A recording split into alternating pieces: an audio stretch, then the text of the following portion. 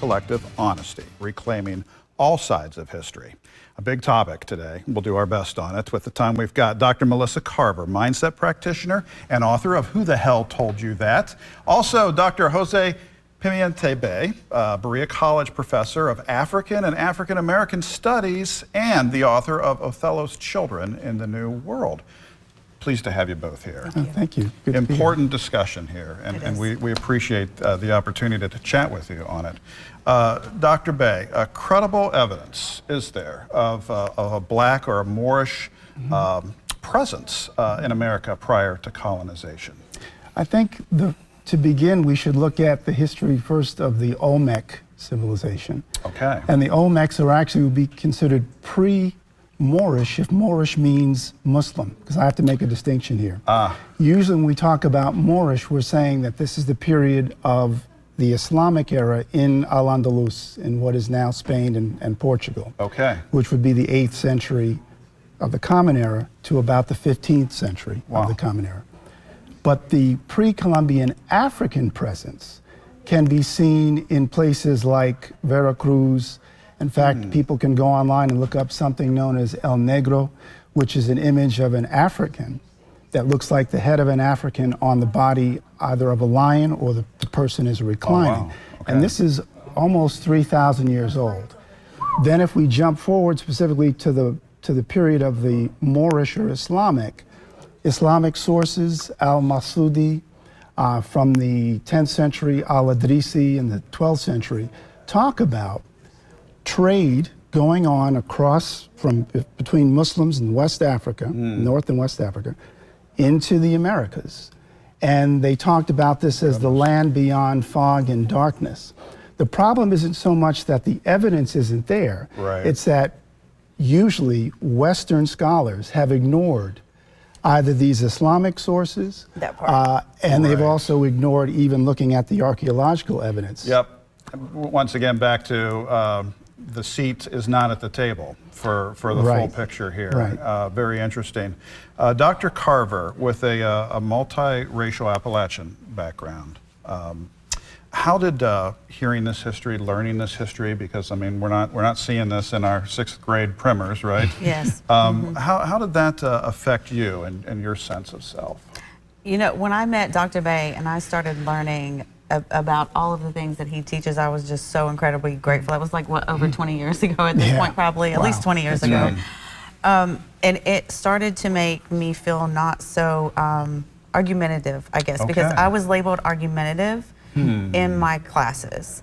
I got kicked out of class a lot, sent to the office a lot, because I would question what is written in the history books, not only out of things that I just kind of knew intuitively, family-wise, but also it just didn't make sense, right? If you really look at what we were taught and you ask the deeper questions, okay, but what was before this? What was also happening outside of just this story?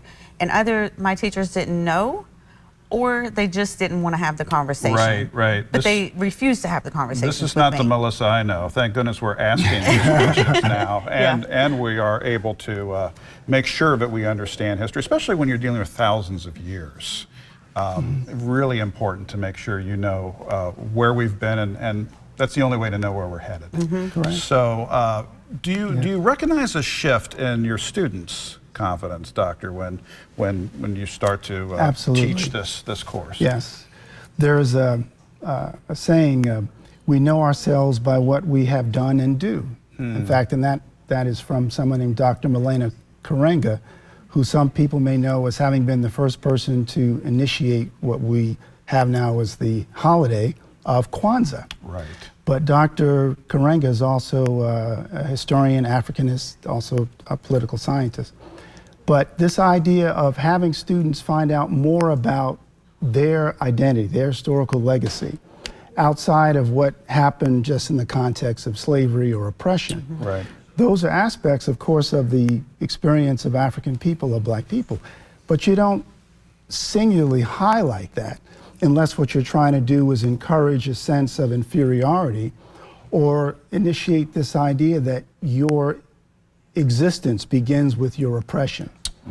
So when my students find out both about things like the ancient aspects of African history, whether it's like I mentioned before, connections between the Olmec and ancient Egypt or Nubia and the Carthaginians and the old Moorish Empire in the medieval period.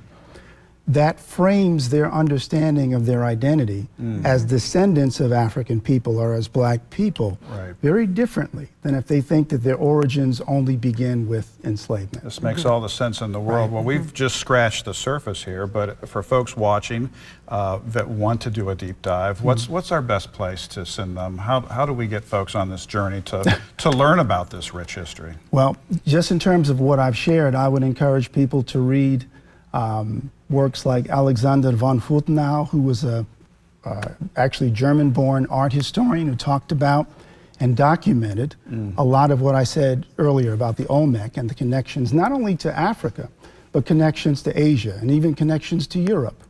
This idea that the Americas was discovered by Columbus is really not, it doesn't hold up. Yep. And how much people were intermixing, like myself being Melungeon, you know, we're taught that, oh, no one was mixing ethnicities, right, before a certain period. Right. And then there was laws that prevented it.